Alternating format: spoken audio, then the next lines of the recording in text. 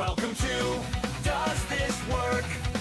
Hosted by Jared Herft. Let's find out, does this work? It's like, welcome back to my level. Fuck, that's didn't funny. get a response at all. Anyway, welcome back, David Hughes, bro. This is you got here a couple of weeks ago. Yeah, we were up here. Was it last week? Yeah, by the time this comes Oh, out. yeah. About a month ago. Yeah. About a few. Have you had a few since then? Yeah. In fact, I've expanded a little bit. Oh, yeah? I had Ben Young on, who's a director.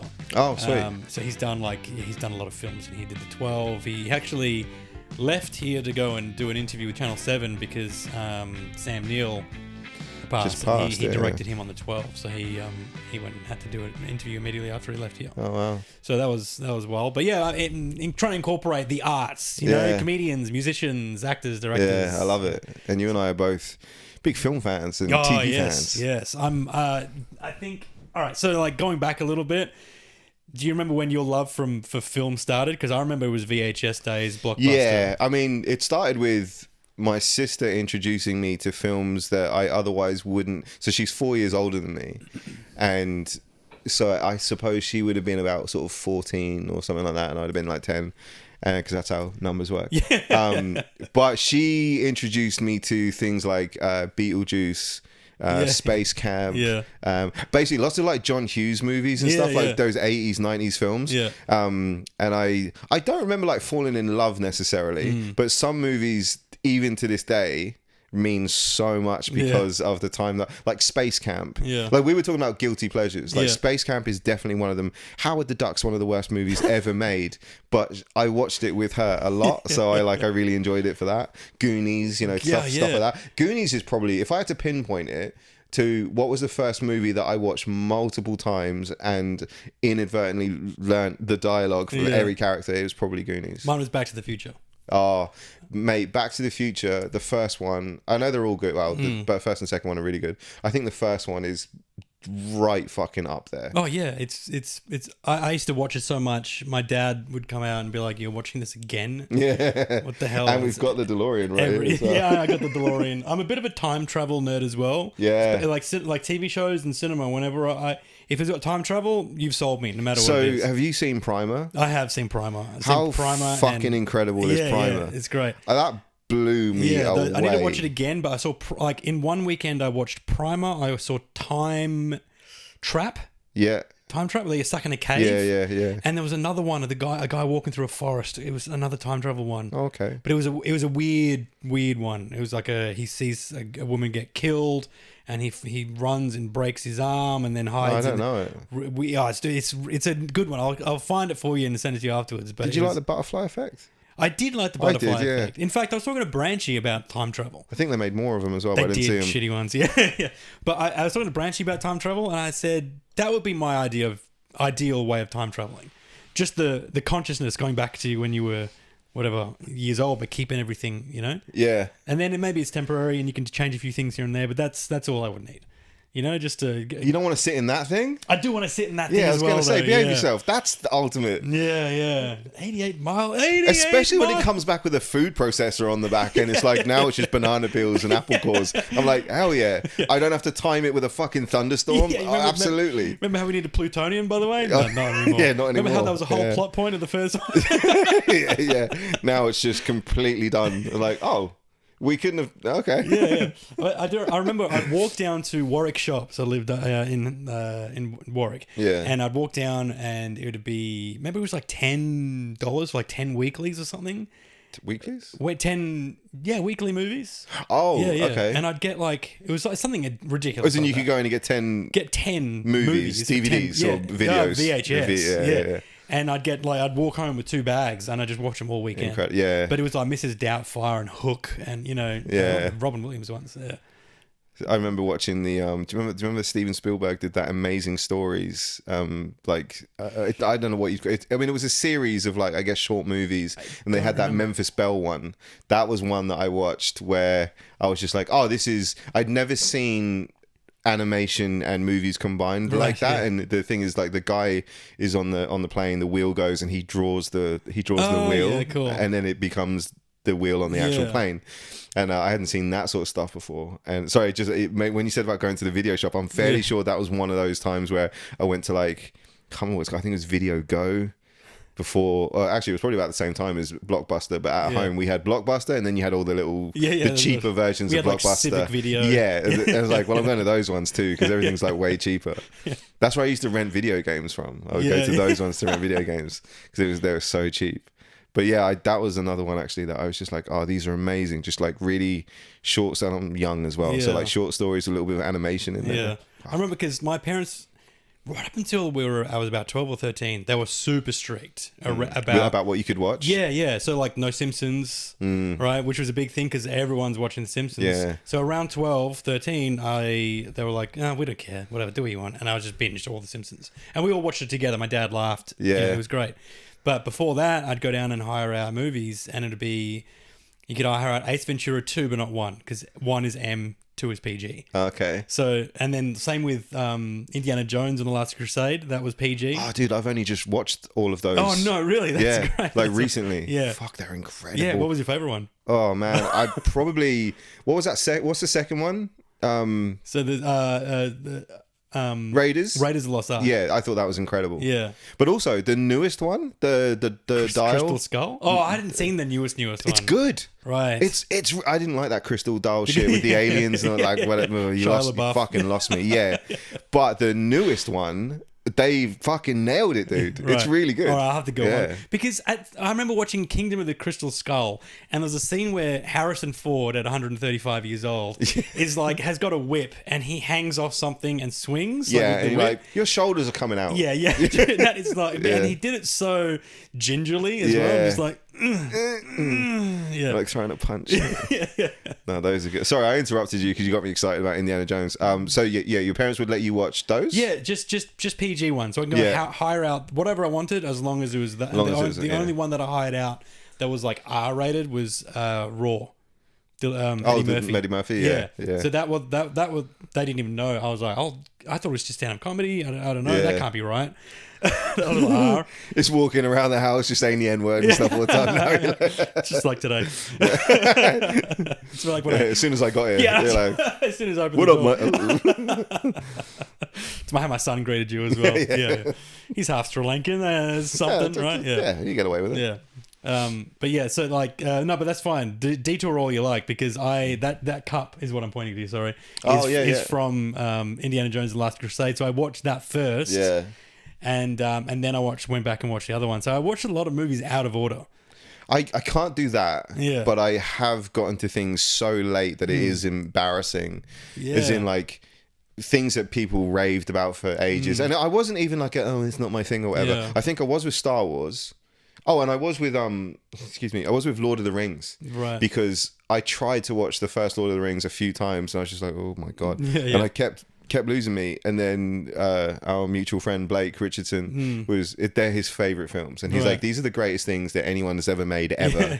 Like each one is fucking phenomenal. And I was like, all right. So then I went from one extreme to the other. I watched the extended versions of each one of them, like over the period of about like maybe 2 weeks or so, and I have to admit they are absolutely incredible. What do you think about how the edits they've done on the originals? So like 1977 Star Wars A New Hope comes out, and now you watch it, you can't see the original anymore. Now it's all the digitally remastered. I would love to be able to watch both. I would love to have the option. I didn't know that was a thing. I just watched on Disney, I was just like, all right, let me watch so all remastered. So there's a shot, I don't know if you've noticed it, but there's a shot which is infamous of Han Solo stepping over Jabba the Hutt. Okay. And because they added in Jabba the Hutt as a CGI, and in the movie it was something else. In fact, it used to be a guy, I believe. Okay, so the dimensions are wrong, or yes, he just floats behind this guy. If you can go back and rewatch it, it's insane. I'll put a clip up here legally somehow. I don't know. Don't want George Lucas knocking on my door. Good press if he does. Yeah. Okay. I know. I would like to be able to watch. I'd like to have the choice of just watching them all. I don't understand why they want to delete certain things, because the Star Wars that I've seen, those old ones, one thing that stands out is the visuals, like the in space, like flying around and stuff. I'm like, oh, this looks fucking excellent. Yeah. Why does it look this good? Yeah, because it was all done with miniatures, right? Yeah. Like that opening shot is a miniature, or not a miniature. It's quite big actually, but it's all just, and the original scrolling text was like actually Actual text that they panned like, over or something. That's crazy. They were like rolling it on. I was like, this is insane. That's very cool though. Practically done. Everything was better back then. Wow, yeah. I mean, everything was better. Just a little bit more kind of ingenuity and a bit more creativity. Well, I like it. I don't know, you haven't seen it yet, but that film Obsession, everyone's talking about. Yeah, I haven't seen it. But it's a great example of how you don't need a huge budget. You don't need crazy special effects. You just need a small crew of people who have the same vision and get stuff done together. Like there's a scene where this girl bashes her head in through a window, and she wears like a helmet covered in hair to do it, right? So she, like, to protect her head or whatever, she bashes her head with this glass. And so, but if you, and there's a brick as well. I don't want to spoil it for you, but someone's getting hurt with a brick. You can clearly see the brick is like foam, spongy. Yeah. Yeah. No, I've not seen anyone talk about this, but you can see her fingers going into the brick.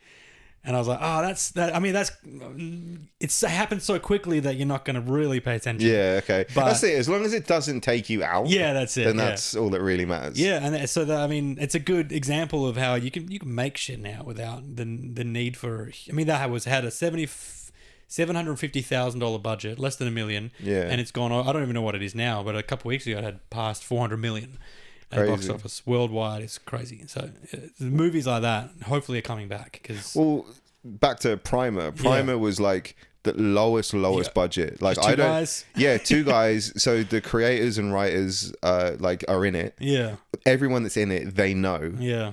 And I believe that like they basically just shot it with using their own stuff, their own money and everything else. But one of the things that I really love about it that I'd never noticed before until watching Primer was how the dialogue is so natural, because they do talk over each other sometimes. It's not annoying, like not in a podcast with 8 people or whatever where you're like, fucking shut up, dudes. But like, when most TV shows, movies, as soon as I'm done speaking, you start speaking, and you don't really notice it. You don't go like, oh, this is really unnatural. But once you notice it, you go like, yeah, people don't communicate that way. It's Always Sunny are great at not doing that. Yeah, It's Always Sunny. Have you watched It's Always Sunny? Seen some of it. But they have the whole thing behind their show is the anti-Friends, right? Friends is like their tagline is "I'll be there for you," and the whole thing is like, what if there was a bunch of friends who would never be there? Just for the each worst other? friends. Yeah. So they're always screaming over each other. Everyone's trying to get a word in, and my wife doesn't even really like it, but whenever I'm watching it, she's like,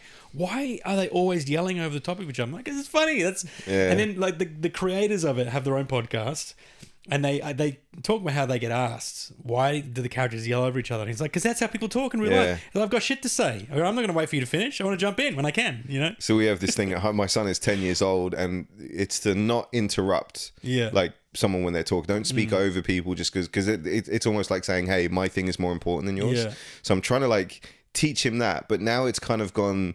Like if he's talking and you get excited about something, you go, "Oh, tell me about it." You go, "Please don't interrupt me." And I do that. Yeah, fair enough. But like that's a conversation. A conversation is like 2 people or 3 if his mum's involved. Like we're getting excited about something, and we go, "Oh yes, how about It's just a natural way of talking. But I didn't really see that until I watched Primer, and I was like, "Oh, this is how it should be done." Yeah. It's probably more noticeable because it's not in other films. Like in other films, everyone's just, I say a line now, you say a line. And then it's me. And then it's bump, bump. Yeah. It's like so rhythmic. And and even because I teach like introduction to acting as well. And it's one of the things I say is on the page, there'll be like, someone gets cut off. There'll be a dash. You can't do this to me. I told you. And it's like a dash. Yeah. And it's you're meant to, as an actor, finish the thought, right? At least. Or even have the words ready to go. So you actually have to be interrupted. Yeah.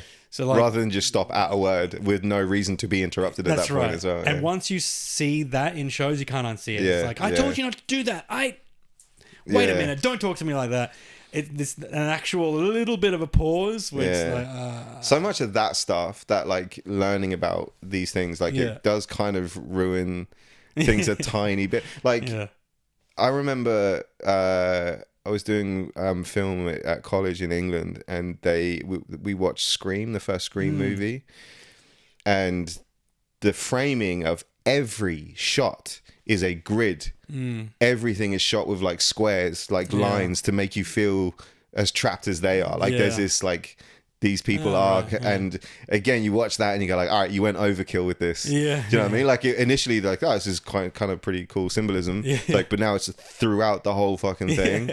One of my favorite things about Scream was that it was this like iconic horror film back then. Yeah. And then Scary Movie came out and parodied it. And made it look ridiculous. Yes. It just poked holes in the logic. Yeah. So like, you know, in Scary Movie, the Ghostface killer's like shows up at school, and Anna Faris's character Sydney. She looks out the window and sees, and then we see.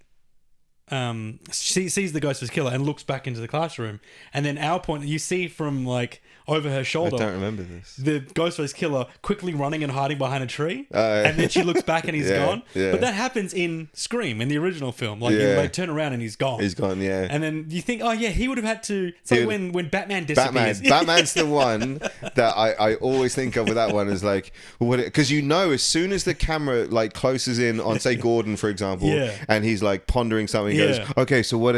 I was like, I just want to see Batman cowering behind a bin. Just going. I'm sure Pete Holmes has done this before. Oh, probably because he does a really good Batman parody. Batman's a great. Like, have you watched Crashing? No. Oh God, watch Crashing. The Pete Holmes. It's a series. It's a TV show. I think it's on HBO. I don't know how many seasons there are. It's just about his stand-up journey. That's great because I just restarted watching Louis. That's what this is. This is Louis after Louis. Oh, great. Yeah, because there was Louis something as well. There was Louis Life of Louis or something he did. What was it called? There was Lucky Louis. Lucky Louis. Yeah, that was a sitcom, like a single, like just a sitcom. Yeah, I prefer just Louis. Was great. Well, Louis was more about him as a comedian, chronicling his actual life. Do you know what's really interesting is that if you go back to the first couple of episodes of Louis, they called him Lewis. They did. I noticed that. And I think it was because he was like, all right, this is about a New York stand-up, but it's not me. It's not me. And then they quickly went, nah, fuck it, it's me. And so then it became Louis, and I was just like, oh, that's pretty cool. It's like his daughters in the show. I thought, okay, I didn't know at the time. I knew he had daughters, but I was like, I wonder if they're his actual daughters. You find out, obviously they're not, but then his wife is inexplicably black. Oh, right, okay. And he has very white children, and he is very white.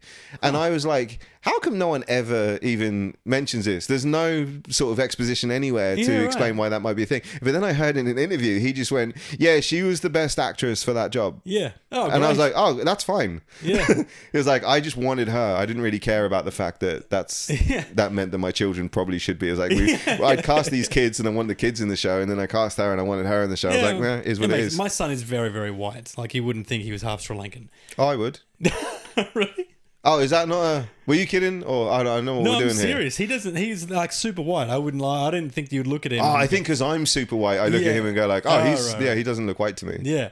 I was going to say, I love Louis, like 2026 Louis, like today, present day Louis. Yeah. He's just like this kindly old soul who's like, he's written a book, and whenever he does videos, he's like, hi everybody, it's me, Louis. Oh, I don't watch those. But it's just when he's like trying to promote his book or something. Yeah. He's not doing a bit. He's not doing comedy, and he's just like, hi everybody, it's me, Louis. I've got this book, and he's just like this like old granddad who's like. I find it interesting when obviously he was being interviewed by Norman and Soda on and Morel. And then he was being interviewed by Soda on his show. Yeah. And then somewhere else recently too. All the same day probably. Well, because that's what it is. Like a special comes out and they all just do the rounds. Yeah. I get it. It's a bit like, but not in all of the interviews that I've watched, because I'm a huge fan. I know you're not meant to be. He's one of my favorients. Like I think he might be maybe the best. Yeah. He's right. I think him and like Mulaney are two like real high up there. Yeah. And Stephen Wright. But we could do this list. This list will go on for fucking age, and I'll keep replacing someone else when I think of someone that I like a bit more. With Adam Bloom, I had a list of like 50 comedians. Yeah, I think Stephen Wright actually might pip it all, even though he's not at all what I'd like to do. But I think that he's a genius. Anyway, sorry. Every time Louis is interviewed, I almost never hear anyone bring up Horace and Pete. Do you know Horace and Pete? It sounds very familiar. It's a show that he did. It is nothing short of a masterpiece. Right. If you haven't, like, that should be a thing that you make. It does sound familiar, but I can't. It's Louis, Steve Buscemi, Alan Alda, Edie Falco. The cast is fucking incredible. Stephen Wright's in it. Stephen Wright's one of the people at the bar. Yeah. It is incredible. It's so fucking good. It's not animated, is it? No, but it flew right under the radar because he greenlit the whole thing, paid for everything out of his own money. He didn't want any studios involved. Yeah. But I genuinely, I've seen it like maybe 3 times, like throughout, because I love it. I forget how successful he was early on. Before, because I think Louis came out in 2009, the show, and he was 40. It's fresh in my head. I've been watching it, and he was 41, 40. He was my age when it started. Yeah, and that was 2009. I do this too because in his stand-ups he always talks about his age at the time, and I'm like, that's me. Yeah, and and then I realized, he had his own show back then, which means he was famous from when he was young, like he's been coming up for a long time. He's been doing comedy for like 40 years. Yeah, it's crazy. But until his specials, it's so funny anyway that anyone could be doing comedy for 20 years and not be a household name. You know what I mean? Like, and be so, like, I still have, like, people still don't know who Louis C.K. is, which is crazy. Yeah, that's fair. And then, or even, or there's people like Dave Attell who like should be household names and they're not. Like I never understand why everyone loves him so much. I think he's great. I think it's because I like his rapidness, right? Like, I love how he doesn't relent from, like, he just keeps talking over his own laughs. I don't know. I love it. You don't like him. Well, and here's the thing: people listening to this were like, "Of course, you like John Mulaney. You don't like fucking Dave Attell." Right. Yeah, that makes fucking sense. The thing is, I don't not like Dave Attell, but just about everybody that I do love will cite him as being the greatest. Yeah. And I'm like, everyone talking is better as far as I'm concerned. Yeah. Dude, I have that though. I have that, and I'm not going to name names, but name it. but people that are like, this person's amazing. And I'm like, I don't get it. I don't get it. But sometimes it's like, you go like, are you just saying this? Yeah. Like, is this actually how you feel? Because I do think there's a lot of that. I think a lot of people that go like, oh, so-and-so is the greatest of all time. This is the greatest director. He's the greatest stand-up. That's the greatest. Yeah. I'm like, do you actually believe that? Or are you just regurgitating what you've heard all of your people say to you? Because that is what I would do if... I did it. Like, I would tell you, oh yeah, Attell's the greatest. Because everyone that I love says he is. But it's taboo to talk about amazing comedians and say you don't like them. When I was talking to Adam Bloom the other day, he was talking about, I did this like game with him, this either or thing, like with comedians. Yeah. And he talked about Dave Chappelle, and he's like, well, Dave Chappelle, if you don't include the last 4 specials he did, then yes, but no. Yeah. And then that's like, I wouldn't call it a hot take, but it's controversial because you don't like Dave Chappelle, but it's okay not to like him. I didn't like his like a couple of his things. I wouldn't even call the last few sort of specials either. I would say that he went down this like social commentary type thing where he became something bigger than a stand-up comedian, to be fair. Like, he became a voice that could basically say anything to anyone and everyone sits there and listens. He can smoke on stage. He can do whatever he wants. He can do whatever he wants because he is, arguably he is one of the greatest like ever. I haven't enjoyed watching him for a while though. So exactly as Adam says, like, but I don't think that really takes much, because I'm wrong about a ton of this stuff. There's so many that I go, I don't particularly like watching it, but I know that they're good as well. Do you know what I mean? Like, there's some stuff where I'm trying to think of an example without burning anyone. I don't want to burn anyone, but again, there are some styles. One-liners are a good example. Stephen Wright, I don't include in this. But there are some one-liner comics where Hedberg's one. So Jimmy Carr, for as great as Jimmy Carr is, if you watch him for an hour, that rhythm, like, you get it after a while. You start seeing everything, and it just becomes less enjoyable. But it's not that he's not brilliant, because he is. He's fucking phenomenal. But it's just like, I personally don't like watching too much of it. I think so watching one-liner comics for an hour, yeah, it could be a little bit, okay. Like, Yeah. it's just punch up. It's like Gary Delaney does that. You Yeah, know? yeah, I know. But, I mean, when you're watching someone like Segura who's doing stories and like 10 minutes can go by, what do you think about Segura? Again, he's not really for me, but that's... Yeah. I mean, I like him, but when I pick apart his act a little bit, I'm like, Yeah. I don't know if that was funny or if that was just he stopped talking there. You know? Yeah. Well, he's probably one of those dudes that got so big, and I say probably, I feel like he's one of those dudes that got so big that he stopped. He doesn't make stuff for me and you if we're not his. Like, he's making stuff for his audience, Yeah. I think. Well, I mean, I might be wrong, but that's how it feels. Like when I watch it and people go like, "Oh, he's amazing," and then I watch it and I go, I don't see it. But I think that if I was already a big Segura fan, I probably would be like, "Yeah, this is good." Well, his old stuff, and he says this himself about how like people always tell me I was funny when I was fat. You know? He, that old stuff was a bit more for the everyday guy. He talks about like having problem with his shits and stuff, and like his wife and his whatever. But back to that point earlier about I think was it Jerry and Mark? Yeah, about how like I wish I could go back to those days, those days where you don't get grace for being famous. Yeah. So he probably wasn't getting that when he was making that stuff. Yeah. Therefore, it had to be. I guess it had to be better. Yeah. I mean, I don't know. I'm not fucking expert, but that's how I feel when I watch some of that stuff. I remember, look, I again, going back to like hiring stuff out, I remember when I hired out Robin Williams stand-up, I remember not being, just kind of being a bit overwhelmed by... him and Jim Carrey. I've watched those and I'm just like, I'll watch those and not laugh at all. Yeah. I'll be entertained. This is what has happened to me when I try and watch... I remember when I stopped watching Simpsons. Yeah. I remember because and Family Guy and Rick and Morty. Yeah.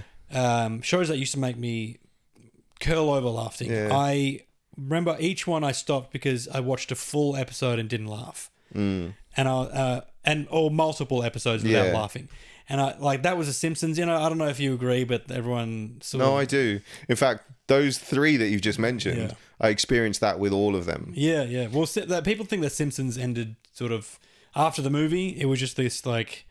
The movie's brilliant as well. Deterioration. The movie was great. I But thought then the movie's after so good. Yeah. I can't really remember the timeline of it, but I do remember, and I think I spoke to you about this not too long ago. There was a time where it felt like they just kept bringing in all these like new sort of like the iPods and stuff like that and phones. But they started becoming like actual plot devices. And I was just like, well, do you need to do this? You didn't do this before with other stuff. And like Billie Eilish is on there now. It's like, but she's, and then it annoys me because they throw in lines about how like Marge and I met in 1976 when we were in school, and then flashbacks and the timelines don't line up because up you're anymore. driving Lisa's birthday is like 1983. It doesn't match up anymore.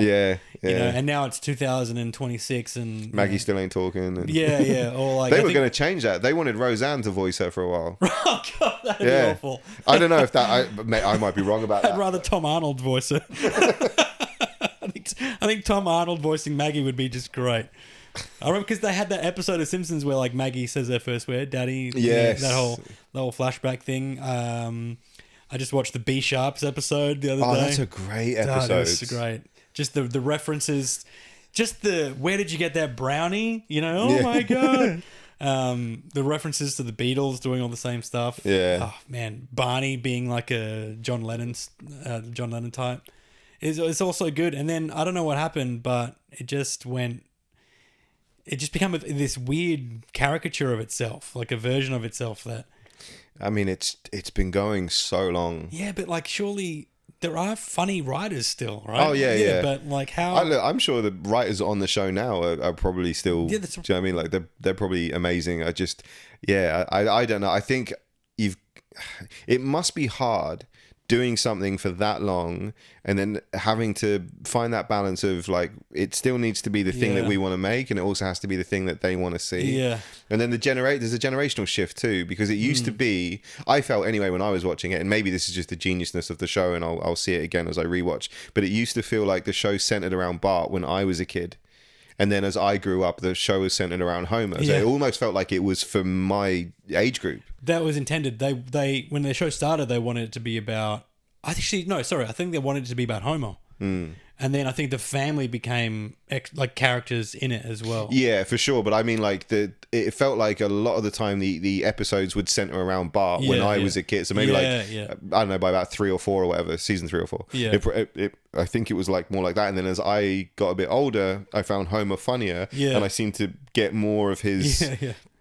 And he got more screen time as well, so I don't know. Again, I could be wrong there, but that's how it felt. Watching it felt like I am making this for me. Yeah, you know? That's right. And that's I think one of the reasons I loved it so much. Yeah, like that's because when I think it was like 2020 something. I think before we went to America in 23, I wanted my son to watch because we were going to Disney World. Yeah. So I was like, you need to watch Simpsons because you haven't watched Simpsons properly.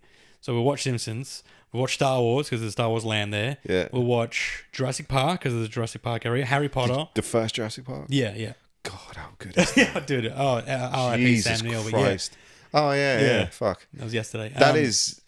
I mean, Jurassic Park is beautiful. Yeah, it's gorgeous. The score in that film is like unparalleled. Like John Williams again. There is one. Sorry, There is one where I go, okay, I think this is the perfect movie and score, and it's the assassination of Jesse James by the coward Robert Ford. The Nick Ellis, was it Nick Cave, Warren Ellis? Yeah.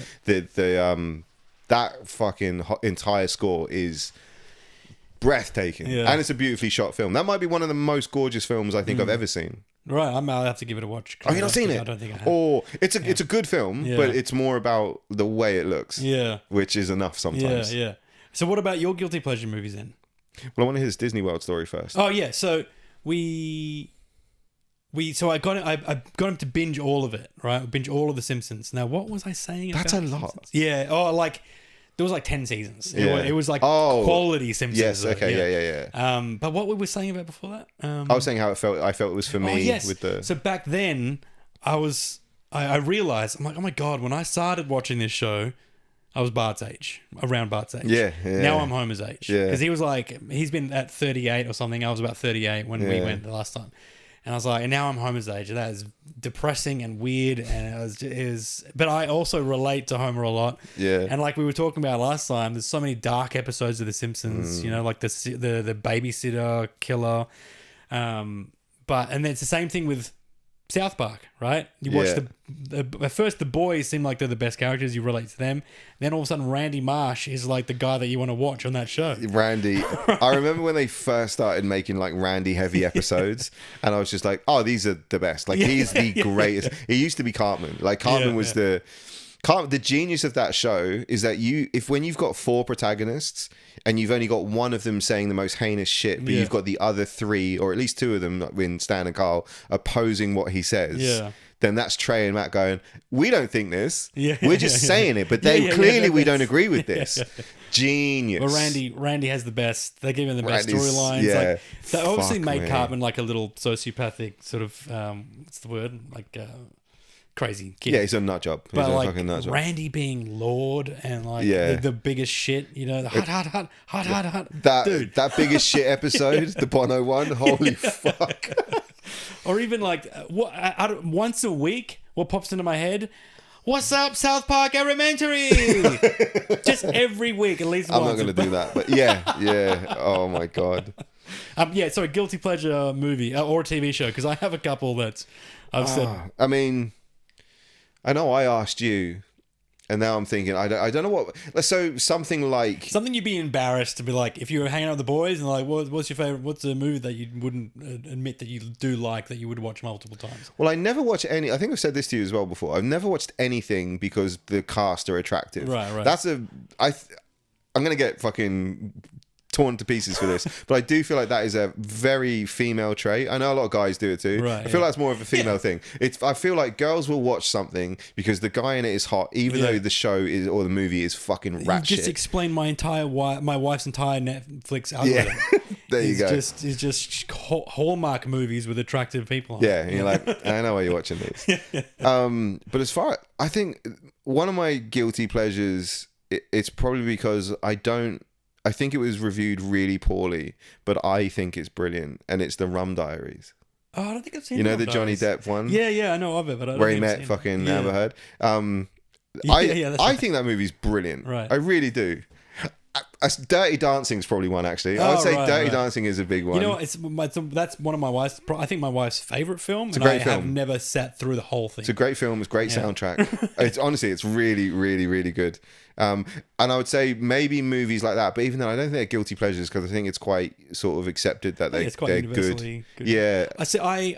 Some of mine are like nostalgia ones, right? Yeah. I didn't realize, and again, like same with you. I had an older sister who was showing me stuff, so like I was watching like The Craft, right? With God, I can't remember any of the actresses' names. I think Neve Campbell's in it. Okay. She plays a witch. Yeah. Remember? Did you ever seen that before? No, I don't think I have. It was like the precursor to Charmed. Right. Which I also loved. Still love. Whatever. Yeah. But I'd watch that with my sister. Whatever. I don't care. Alyssa Milano's in it. She's gorgeous. And then with my mum. Back to that. Yeah. Oh, my wife's algorithm. Yeah. All right. Yeah. I mean, some of the and like Buffy and stuff, I would watch. I never watched Buffy. Oh, dude, I loved it. But and then with my mum and I would watch the Gilmore Girls. It's probably the actual guilty pleasure that I have. Oh, Golden Girls would be a guilty pleasure then. Oh, for dude, me. I watched that with my mum as well. It's Golden good. Girls, Mother really and Son was that old Australian one. No. I do remember Keeping Up Appearances. Hyacinth Bouquet. That was a great show. That's not a guilty pleasure at all. I do remember actually. And on the guilty pleasures, all the Tom Cruise movies from like the 80s, like Cocktail and stuff like all those ones. Because again, my sister. But I do remember back home in the UK, the two most popular TV shows were Home and Away and Neighbours. Yeah, so weird. And then Sons and Daughters kind of crept in a little, which was an old. I don't know if that's a still running thing. That was an old Australian show. Yeah, I don't know if it's still running. I mean, it was dreadful. Yeah. But it was this thing of like, we need Australian soap, like drama on the TV. So like, if you can't watch those two, like Sons and Daughters was on during the day. Yeah. So even I, at like fucking 10 years old, summer holidays or whatever, I'm like, I'm watching Sons and Daughters. Yeah. It's crazy. Dude, like, what are you doing? It's kind of watch cartoons, you lunatic. Yeah, it's kind of thing you'd watch when you're homesick from school. It was just like daytime TV was just dreadful. Yeah. Before cable, daytime TV in the UK it was just 4 channels and there was just nothing on. ABC, it was 7, 9 and 10 were the main ones. At a push, you'd watch ABC if it was like the afternoon and the ABC Kids was on, like the kids shows. But ABC had the best, like as a 41-year-old now, looking back on like the nostalgic ones of like there's animated shorts of like 5 minutes, but you know, ABC had tons of them, or even like the Aussie kid shows like Ship to Shore, and you know, there's a bunch of ones. I don't know if you remember those. What about Round the Twist? Round the Twist was wild, so good. I remember Paul Jennings, I think was. Paul Jennings was the author of the books, and then my teacher in my middle school used to read us those books, and I recognized a story. And I was like, I know this story, I've seen it. And she didn't know that Round the Twist was a TV show. And then when she found out, she would get the TV in and just bring it in and we would watch it. And I was like, I feel partly responsible. Yeah, you're welcome. you're all welcome. Incredible. So I've got a list anyway. Do you want to do a quick game? Oh, hell yeah. Yeah, all right, cool. It's a list of... Now, this list is pulled from the internet, right? So it might not have your favorite, but it's TV show specific, not movies. Okay. And it's... in this list... it'll come down to your favorite TV show, but your favorite TV show might not be on this list. So I think it actually is. And so we whittle it down. So the first one is Sopranos or Breaking Bad. Sopranos. All right, Sopranos or The Wire. Sopranos. Sopranos or Game of Thrones. Sopranos is better, but I like Game of Thrones more. I think that's counts as game. I think if you can acknowledge something's probably better, but you enjoy watching something more, then that's. I think Game of Thrones. Yeah, it's a weird one with TV shows and movies like that because you can know something's probably better, but still enjoy something else for another reason. So Game of Thrones or Seinfeld. Game of Thrones. Game of Thrones or The Simpsons.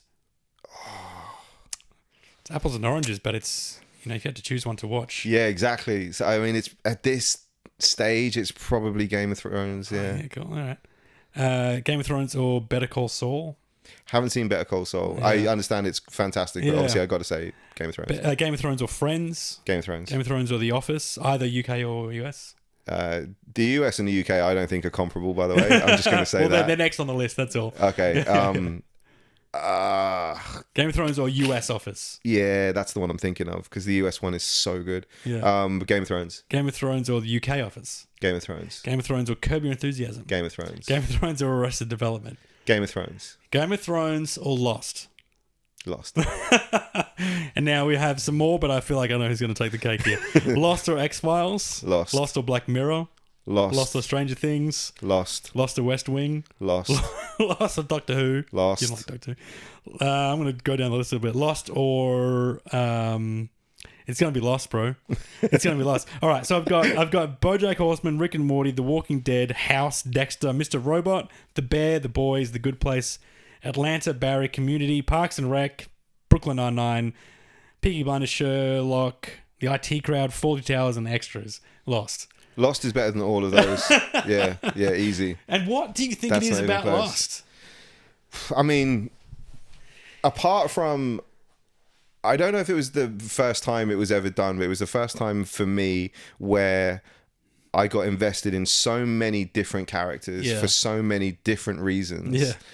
And also as well, I do think the end of Lost is fucking perfect. I wanted to talk about that as well. The 'cause end it's is divisive. one of the most beautiful things, I think, in TV. Yeah. But back to why I throughout the show, I think it was the first time I'd watched something and never got bored of any of the characters' stories as well. You know, like sometimes if they did that with another show, one of the characters' backstories might have made me go, all right, I don't want to see Charlie or whatever. But like I didn't have that with any of them. Yeah. Do you remember the first time like seeing the characters cross over in the first early seasons when you're like, oh my god, that's like Charlie's in the background. Yeah, Oh my god, I got goosebumps. Hey, fuck me, I just got goosebumps because not only that, but the flash forwards. Yeah. We should. I loved that. I knew straight away that what I was seeing. Oh, right. You know what I mean? I knew immediately because they had taught me how to watch the show. Yeah. And I was like, that is incredible writing and incredible production. I remember being blown away when because he has the beard. Yeah. And I'm like, okay, what is the timeline here? What is happening? I knew straight away. I didn't know what was going on. I knew immediately, and I do think it's the way that they framed everything. Yeah. And he sees Kate and we have to go back. I'm like, oh my god, it's in the future. And then they go the Flash sideways. I think that's when people started to get a little bit. Don't care, they're wrong, but yeah, go on. Best character in the show, if you had to pick one, like my favorite character, Desmond. Yes, I was going to say Desmond. Desmond is amazing. Desmond is probably the most poetically amazing, well-written character. This tortured, seeing another life, brother. this tortured sort of thing that incredible. He has. Wasted his years on this island. Like he's hidden away, thinking that he was going to die if he went out. Oh, brutal. And the same and obviously the overlapping characters of the guy that was on the island with Desmond was like Saeed's boss, or whatever, general, or whatever he was. Wild. And I think what got me hooked in immediately. Sorry, because I'm going to forget, but very quickly. You know when he drops Saeed off and gives him the American money, and then this is in the war, and he drives off, and you just see the smoke billowing. What a fucking beautiful shot that is. Yeah, that is cinematic fucking beauty. Oh, Sorry, gorgeous. go on. It's gorgeous. No, I was going to say it did such a good job of getting you drawn in because the opening 15 minutes, 20 minutes was this intense, so Jack wakes up in the forest. Yep. You're like, what the fuck? Even if you hadn't seen the trailer for it and this is 2001 or whatever it is, and you don't know what's going on, you watch that opening scene, he runs down the forest and then the camera tracks with him and you see this wreckage and he's running around saving people. Someone's getting sucked into a propeller. And you're like, you're invested. You're watching it because you want to see what happens. And then finally there's a breather. You as the audience get to have a breather when Jack goes and has a breather and stitches himself up, or him and Kate. Yeah. And then it just, that line, I think it was the second episode when Charlie's like, where are we? You know, and then they hear all the noises coming from the forest. I was like, this is amazing. Yeah. Did you play the game? No. There was a video game on like their PS2 or 3 or something, which wasn't good, but I was so into the show that I was like, I'll play this. How do you feel about I don't mind some things being left unanswered, right? Same, because that's life. That's it. You don't get an answer to everything, right? So just behave. But did you like some of the explanations? Like, did you, majority of them anyway? Were you happy with some of the explanations? There were certain things that seemed like they were going and placing things in that you know, filling in backstory, like Locke, where Richard would visit him as a baby and then as a toddler and stuff. It felt like there were like trying to literally Reverse rewrite engineer it, history. None of that. I genuinely don't really think that anything stands out and makes me go like, nah, I'm not really. And I know that a lot of people will argue this, and I think it's because I just love it so much. Yeah. But I also have this theory as well. Like if we go back to the ending thing, right?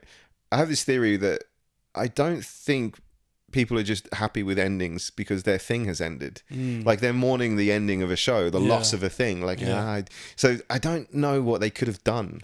You know, like The Sopranos, everyone's like fucking fade to black. Like, what the it's no, I don't think you could please anyone with a show. I think even the one show that I think probably did the best at keeping the audience happy and going perfect was Breaking Bad. Yeah, like the most consistently, like the consensus was like, yeah, perfect.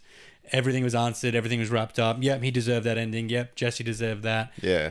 So it was perfect, but I know I wasn't sure if it was also, and I like not knowing if something's been planned or not, right? So I think with Breaking Bad, a lot of that wasn't like, so the director Vince Gilligan, I think his name was.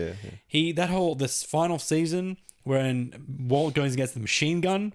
Right, and then he's like, "Yeah, we got that in the first episode, and then of the last season, we had to figure out what to do with it. We didn't know what we were going to do with it until we just like, oh, just forget about it. Like, let's pretend it's not there." And then they were like, "No, but the audience has seen this thing now." So he essentially admitted that they were writing it as they went. Well, they did the same with Lost. With Lost, yeah. And did you watch Getting Lost? No, I didn't watch Getting Lost. That's good. Yeah, it's a really good documentary about the show and the inception and everything else. There is that's new, isn't it? That was fairly new. Well, I think it's a few years old now. Yeah. It is a little bit like I wish I hadn't seen it purely because there's a lot of stuff that went on that I wish I hadn't known about. Yeah, there's a lot of drama between some of the actors. And I wish I just didn't know that. Yeah. Because I don't have this with anything else, but I kind of just want to forget that this isn't a real thing. Yeah. But they do talk about how they are literally flying to Hawaii, writing. That I think maybe they've done the pilot, but they're writing the second part to the pilot when they're on flight. They're just working it out as they go. Well, I think Charlie dated Kate for a while. Didn't they get married? I don't know. But dude, it's so.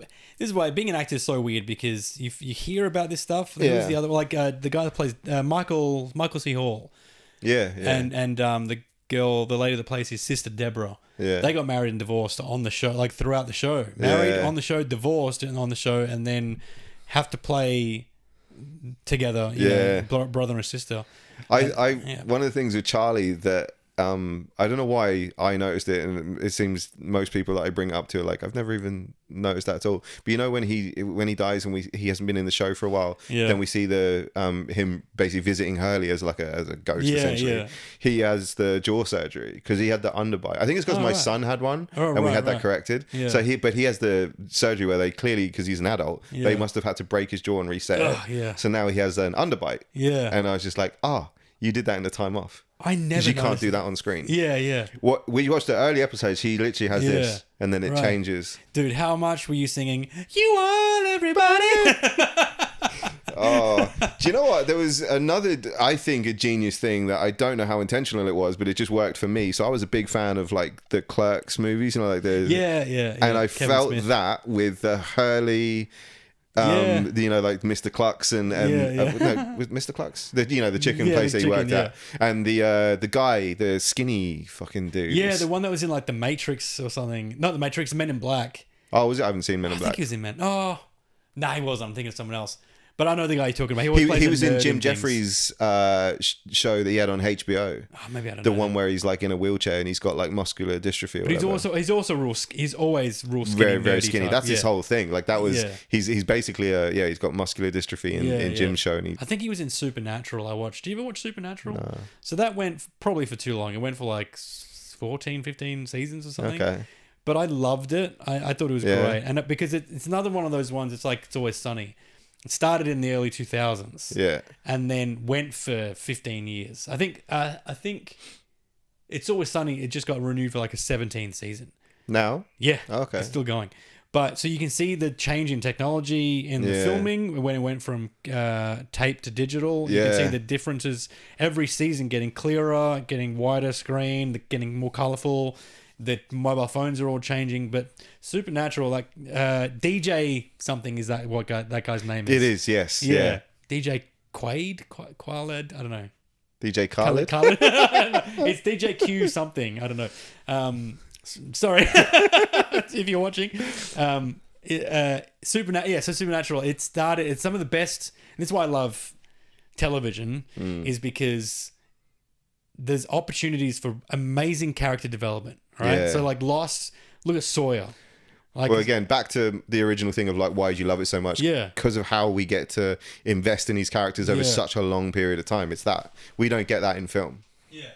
But I think with Supernatural, it started with this like simple premise of like, okay, these two brothers, they hunt ghosts, right? And their dad is, their mum has died, being killed by a demon when they were kids. Like one was a baby, one was a little kid. She died like horrifically. Like they came in, she was on the roof and she's like bleeding from the stomach and she burns alive and the whole house burns down. And then they run out. Their dad raises them as hunters. Now they hunt monsters. So flash forward, it's Jared Padalecki and Jensen Ackles and they hunt monsters. But the show went for 14, 15 seasons. Yeah. So it became so much more than that. It became like, it was like a freak of the week thing at first. It was like, all right, this week it's a vampire, next week it's a ghost, now it's like the headless horseman. Scooby-Doo. It was Scooby-Doo. And but this show is so good at, sometimes it's so emotional. They both go to hell. One of them is just so tortured. Like literally one of them's possessed by the devil and is like mentally, physically tortured. Then as it goes on, there's like angels and then they battle God and it's full on, like it from where it ends to how it started. Is it done now? It's done now, and I still couldn't recommend watching it more. But it's hard to get through early seasons of shows that when they came out so long ago. Yeah, I don't find that with Lost though. I don't. I genuinely like even talking about it now. I'm like, I am going to like it will be the next thing that I rewatch now. I'm going to watch it again in the next like few weeks. You're going to get a message from me going, I'm on season 1 right now. I tried to watch it with my son. We got halfway through the first season, and then you just fall off, you forget, and you start watching other Not things. Lost, no, but go on. No, but like I wanted to keep watching. There's certain things I want to watch with him. Yeah. And then, but he'll prioritize something else. Yeah, that's fair. But he's been watching Heroes, so he's on Heroes, and he loves first Heroes. couple of seasons of Heroes. Fucking hell. Dude, so good. I forgot how good it was. And I've rewatched it before. I rewatched it about a year or so ago, but to your point about falling off, I got to about season 3, I think. Where I think when Writer strike. maybe I can't remember what the storyline for Matt was at the point where I stopped watching, but it kind of started pissing me off, and I don't know why. Yeah. And I was just like, I'm kind of. It's when he started to be able to push thoughts into other people's heads. It might have been that, yeah. Yeah, because at first he could just read thoughts, and then he figures out he can plant thoughts and make people do what he wants. I think it just got when I think it lost its hero-ness was when they took Peter's powers away. So Peter meets his dad. I don't want to say this too loud because my son's watching it. Peter meets his dad, and his dad takes his abilities away from him, and Peter's powerless. Yeah. And then they have this injection that gives normal people powers.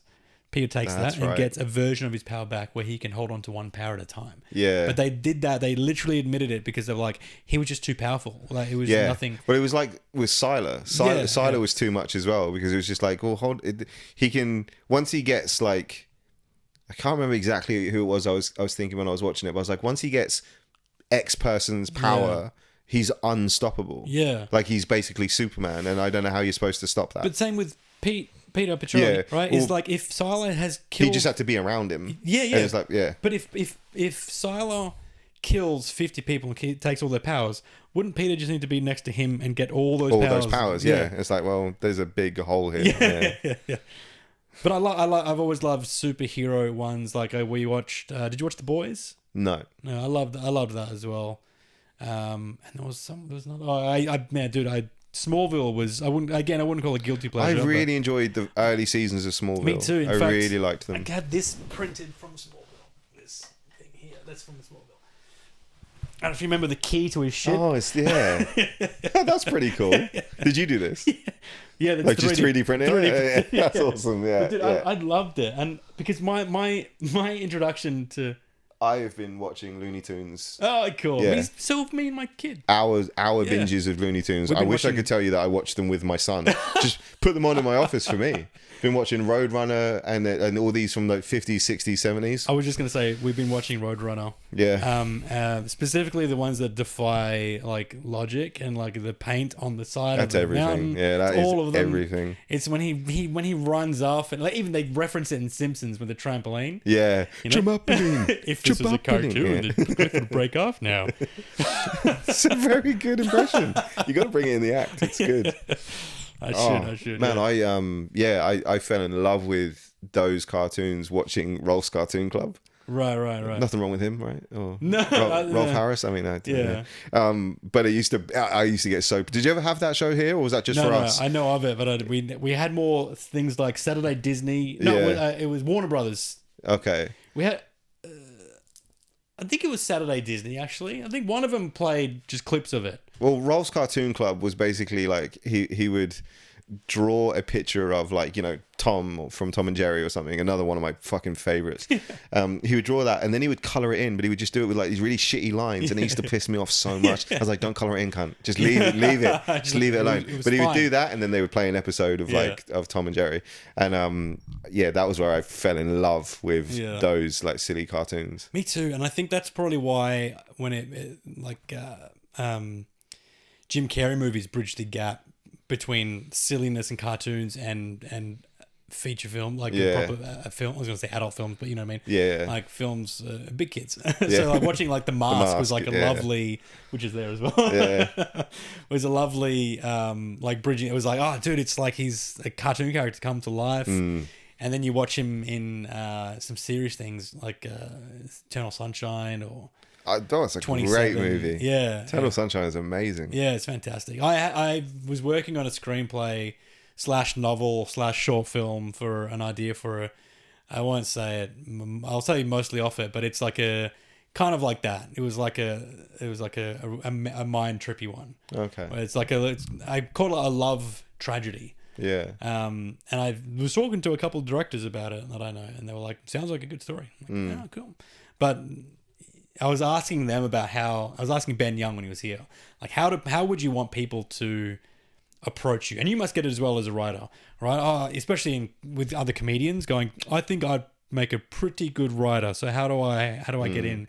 And so I asked him, I'm like, how would you, someone at your level, and someone has got an idea, how do they make that idea known to you or to a production company or something? And he's like, you just push it. Like if you have a good idea, you make the connections and you go along your way and you do it. That's the thing. Like I think if you've got a name, you're going to get stuff seen by plenty of people. But if the product isn't that great, then it's ultimately just going to go nowhere. Yeah. Whereas if you don't have a name, it's probably better to have like an incredible idea that eventually is going to get to the right people and it's not going to get passed on. If you hadn't seen my face in a while, I apologize. But David's face is just lovely. But yeah, I think with pitching, like a few people that have asked about pitching shows or like Alex Flay asked me recently, he's like, because he has a really good idea and he wants to write like the whole thing, and I was like, that's an idea for a series. And I was like, just that, like no one wants to see a whole series. And you don't want to give that much away anyway. Like maybe do like the treatment and like an overview, and then just proof of concept or something. What is it called? Is it where you shoot something like a you can do like mini thing? Yeah, you can do like a teaser or something. But I mean, even at the stage that he's at, I'd just be like, just write some like sample scenes, but have like be able to tell them exactly what it is. But then you've got to go in and approach either agents or writing agents. Or like an agent or something, or then go to producers directly, but almost no one wants anything that's unsolicited and doesn't come from an agent. Do you think being a TV fan or TV movie fans, as much as you are, make for better writers? That's interesting. I don't know. I think. I mean, it's all research, surely. That's how I look at it. And it's no, like, I don't think it's any coincidence that I ended up writing for TV and being obsessed with it from like a very, very young age. But then that being said, the majority of the TV stuff that I do is not the stuff that I watch. I write on like panel shows and things you know, so I mean, I've done some sketch stuff, but that's pretty much it. And other than like, you know, Little Britain and the Fast Show, I was never really big on sketch stuff anyway. So, but I guess it all helps, doesn't it? It's all just one. Yeah. I mean, that would be, I remember when I was in year 3, I had a teacher who, she was not the most popular teacher because she was quite aggressive, quite mean, right? She was probably, I was terrified of her. The one good thing she said was something about my creative writing or something. She's like, Jared, you should really think about being a writer or a journalist when you're older or something like that. And then I remember that the only thing I remember from that year in school, other than the fact I was terrified of her, but I remember going home and telling my dad was a journalist in Sri Lanka, and he was like an investigative journalist. They would go undercover with like drug lords. I'm talking like drug, like there was a story that after his funeral, someone shared about how he was undercover with this drug ring, and him and like a friend of his were both undercover, like pretending they were reporters reporting on it. Yeah. And they were undercover, and then they decided this is getting too dangerous, let's leave. And then like a few days later, a week later or something, there's this huge shootout between some rival gangs or something, and a lot of people died. And my dad would have been there. So he got out just he got in out. time. But dude, he's like, my mum at her home now has got like a board of all his newspaper like headlines, clippings. Yeah, you know. that's wonderful. Yeah, and it's just like this. He had that made for him when he was 20 something years ago. Yeah. I think someone put together for him, his brother or someone. But yeah, and it's like baby found in dumpster and like you know, Queen visits with so and so. But it's like, I have a similar thing in my office where I print out and frame certain things that I've been a part of that I'm really, to be honest, a lot of it I'm super proud of. Most of it I'm super proud of. But even then I was just like, I want a wall of stuff. So that if you walk in here, you go like, oh, wow, you've done a fair bit. You know, like the Trailer Park Boys cover, like all of that sort of stuff. Like things that I just go like, I'm so proud that I was a part of that. Because I want to have that thing at the end where it's like this tangible thing of like, all right, he's dead now, but like this is what he did. This is awesome. Well, even Ricky Gervais, whenever he does something via Zoom, you got his Emmys behind him. Yeah, so perfectly framed. I'm convinced that if he moves, there's just like an empty space behind him without any awards. Do you know what I mean? They're all positioned perfectly around it, which fair enough. He's worked so hard for him. So. But I guess I do get to write a little bit now, like for film school, like I write scenes and I get on set with really good directors, Perth directors, and direct them. So like with the students are people of all ages. So I've had the youngest is like 14, 15, and the oldest is Nola. Nola. So like for them and what they do what's called a show reel course. So we book them in and we film a scene, we rehearse it, we block it all, and then but I've been writing them all and directing. So it's like, it's a cool, I didn't realize how... Are they original scenes? Yeah, I've written all the scenes, yeah. Well, I wouldn't say all, but majority of the newer ones since I started teaching are the ones that I've been writing. Yeah. Do you write, sorry to interrupt, do you write them to showcase certain things within that actor, like their strength or what? Yeah, okay, that's cool. So usually it's, there's been some comedic ones and some dramatic ones, but mainly it's something to allow the actor to have a bit of a journey throughout the scene. Right, okay. So it's like... you see a bit of scope. And, So there was a scene where I wrote, which is a father's funeral, which is right about what you know. Yeah. But it was a completely different situation. This is like 3 sisters who are like vastly different in ages. And they reunite for their dad. Or not reunite, but it's post-funeral. And they're home and you can still see they're in their clothing, but they're like getting comfortable in their sweats and they're got wine and stuff, and they're looking at boxes of dad's stuff, and they're just having this conversation about he was kind of a jerk when he was alive and whatever, and they're talking about that, and then it gets heated, and then it resolves, right? They start sharing memories. So I shot it in a way, I was like, on this long couch, I'm like, all right, there's 2 sisters that are sort of united against the older sister who's type A personality, controls the whole thing. She's like, oh, he wasn't that bad, you know. And then, you know, she stands up and yells at him and then moves closer to them. And I was telling the DOP, I'm like, yeah, I want to really create the distance between the sisters and that sister, so that when the gap is bridged, later on, it looks like they've come together, you know, and then one of them puts their head on the other one's shoulder, and then they laugh about dad doing some stuff, and then the scene sort of just ends there. But it was there's multiple examples of that, but they're all written so if they submit that scene to an agent to get representation, you can see there's a bit of comedy, there's a bit of drama, there's a bit of lightheartedness, physicality, as well, physicality. yeah. There's movement in the scene, and I realized that I could probably, because I've written and directed them, I could probably submit them to some kind of festivals or something. Yeah. And the actors are usually, it's the first thing they've ever done, but I've worked so hard with them that the performances are actually pretty. That's really pretty cool. Decent. Yeah. So I mean, it'd be something I would love to direct.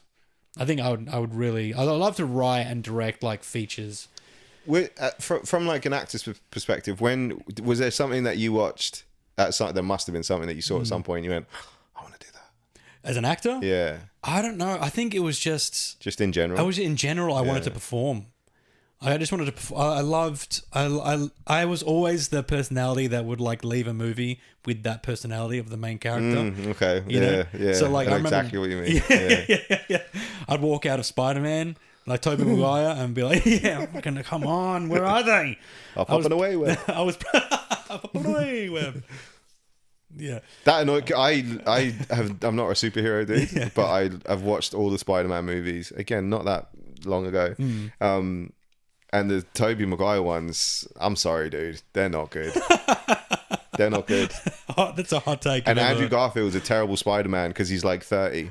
Yeah, and he's such he's like modern day nerd. Yeah, he's not like nerdy. He's whereas Peter Parker the thing is, Peter Parker in the comics, when he is like an adult, when he's living in an apartment and he's dating Mary Jane, in the comic books, he is actually a good-looking dude. Yeah. So he fits the mold of Andrew Garfield, but 90s? Not in high school. Yeah, no. In high school, he was a huge loser, and even.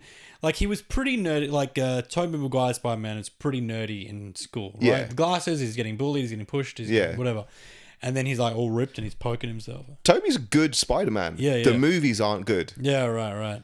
But do you think they were trying too hard to be cartoon, like, shot for shot? I don't know. I was just like, these suck. That is it, Spider-Man 3 with the fucking fringe and shit. Dude, that was obviously the worst example. The best example of the worst part of that movie. But then I think Tom Holland's a really good Spider-Man. Yeah. And I think those films are much better.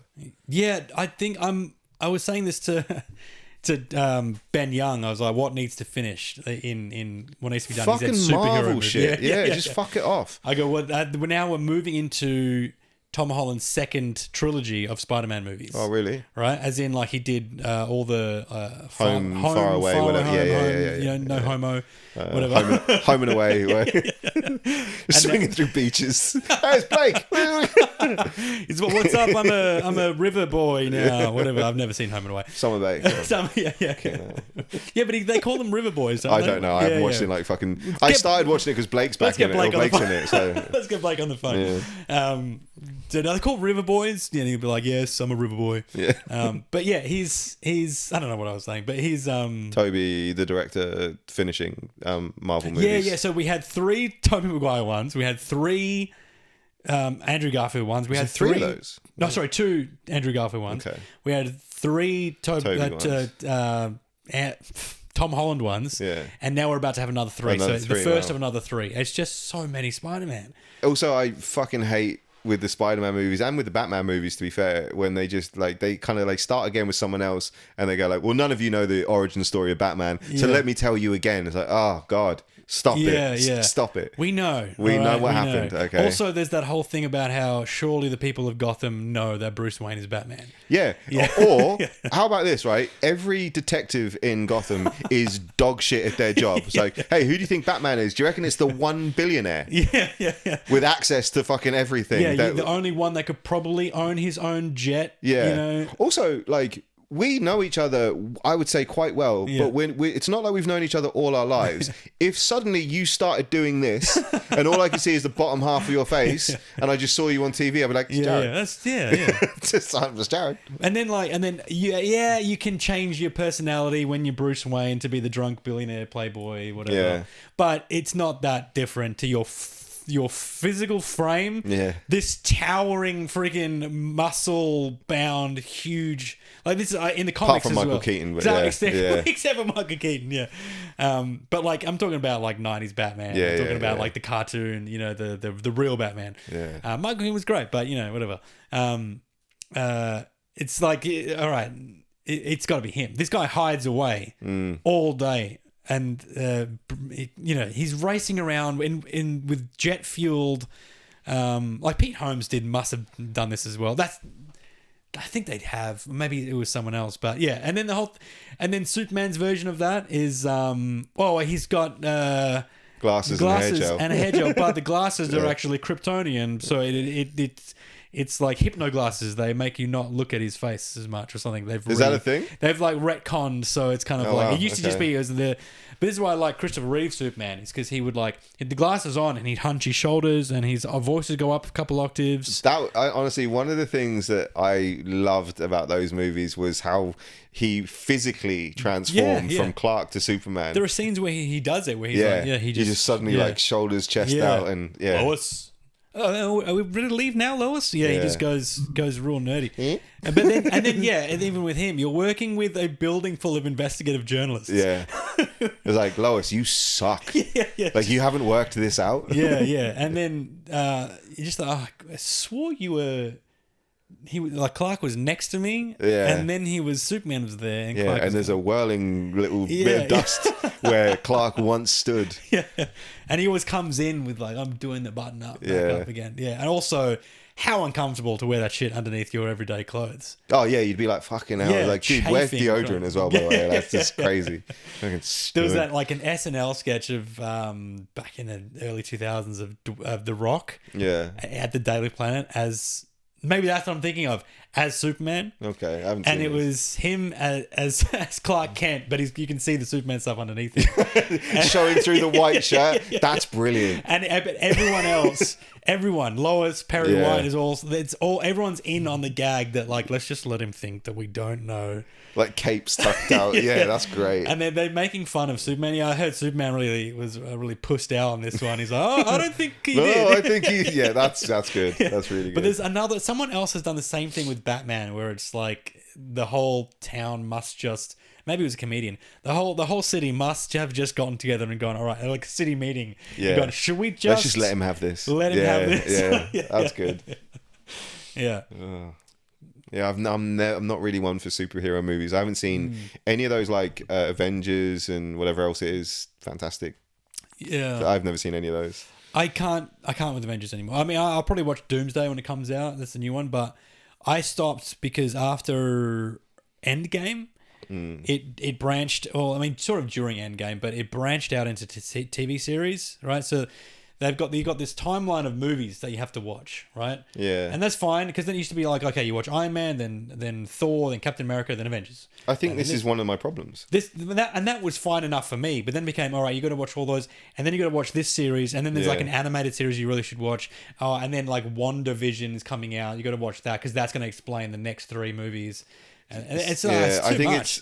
It's quite over. Like if I don't want to watch any of them, but if I did, it's like, well, where do you start? Yeah. Because I remember asking people on my Twitter, I was like, where do I go? Because people have told me with Star Wars movies that it's better to watch them in like Phantom Menace first. And I was like, is it though? Because I think I should watch them the order that they were made and presented. I think it's better. Which is what I did. I start with A New Hope and then went. Because you have a different perspective on it, because you go, if you're watching them on the order of the release, then you're watching them on how they were made at that time. You know that Star Wars came out in 77 and this was the story at the time, right? And then you watch the rest of them as it's a prequel to this story, just like how you watch any other prequels or sequels.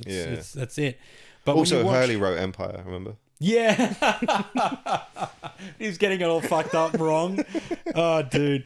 What about Roger? Like in the van when he sees friggin' Ben's dad and like they kick the head off him or something. Yeah, they were playing around with him.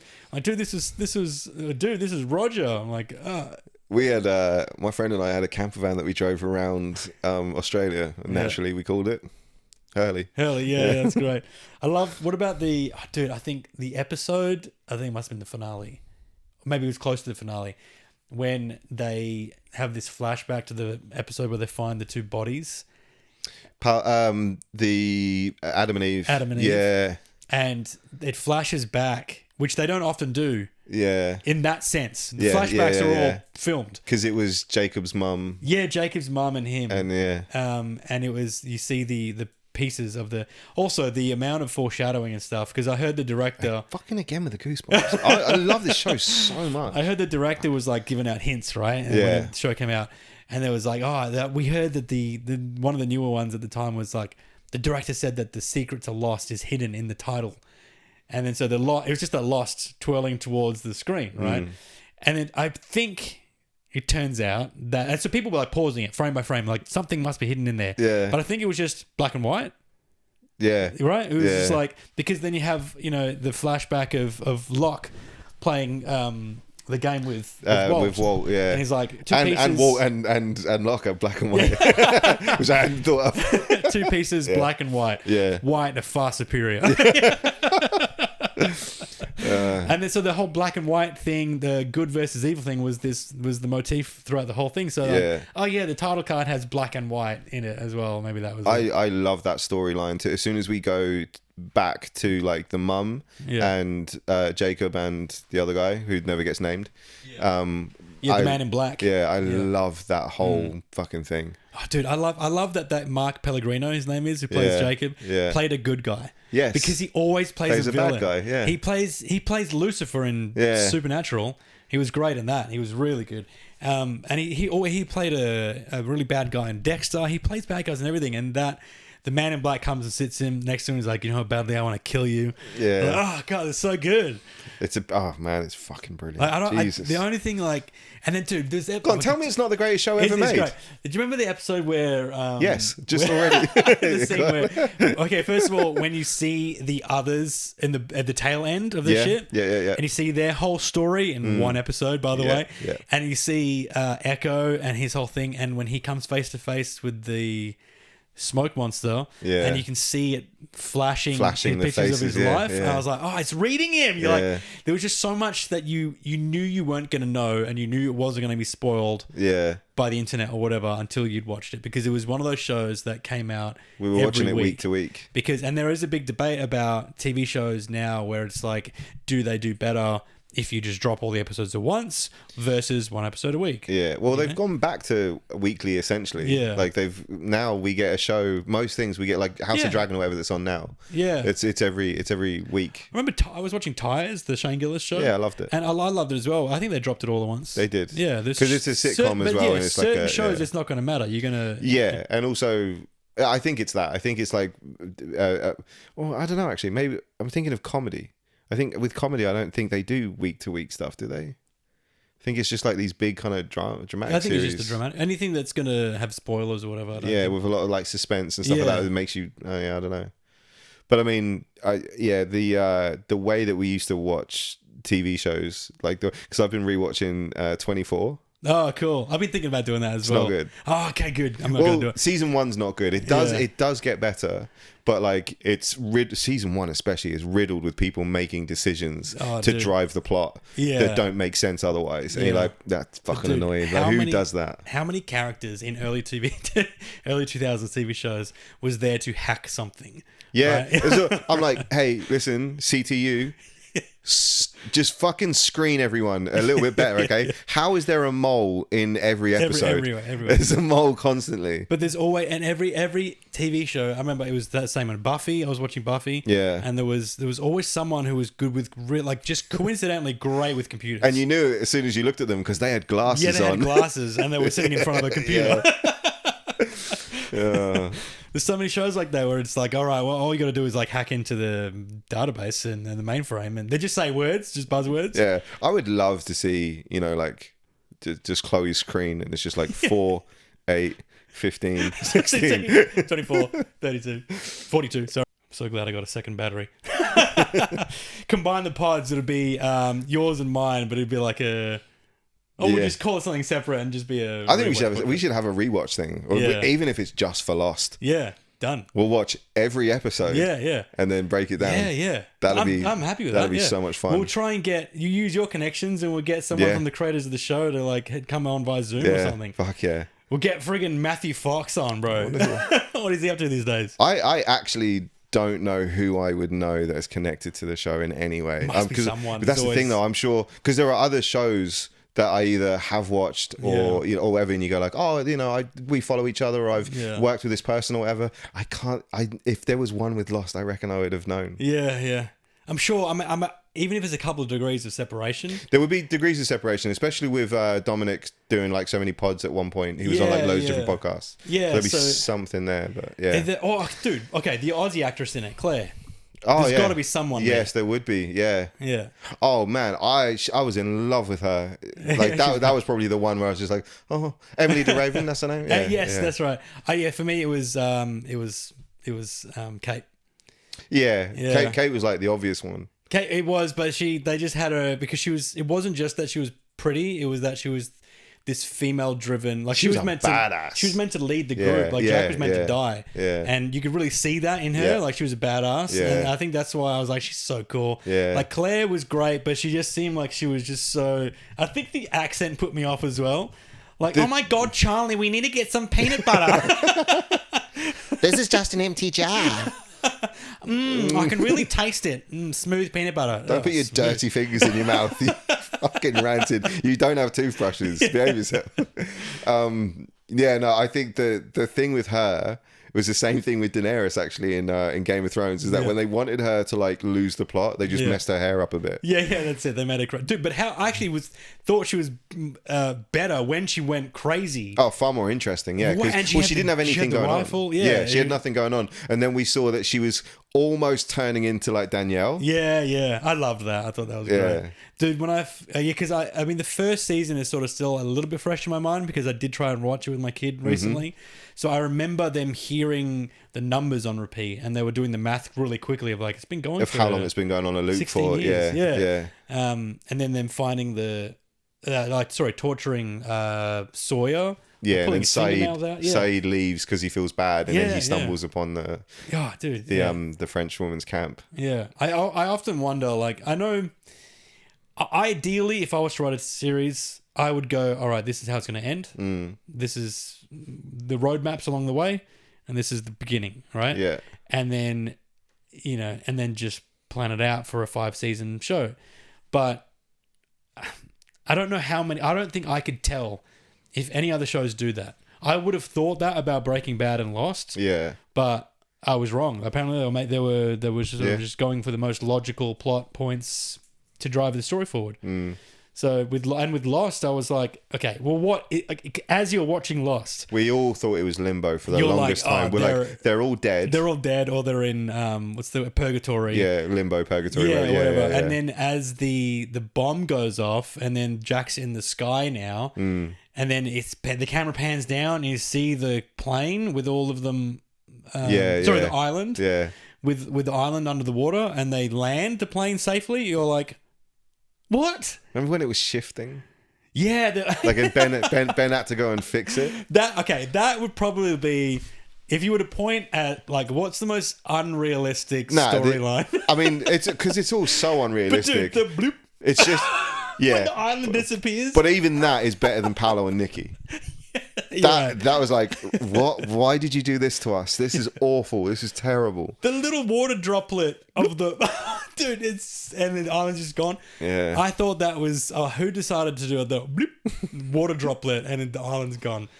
And then everything's turning bright. Everyone's passing out. Everyone's dying, and then the redhead chick dies, and then her body's gone.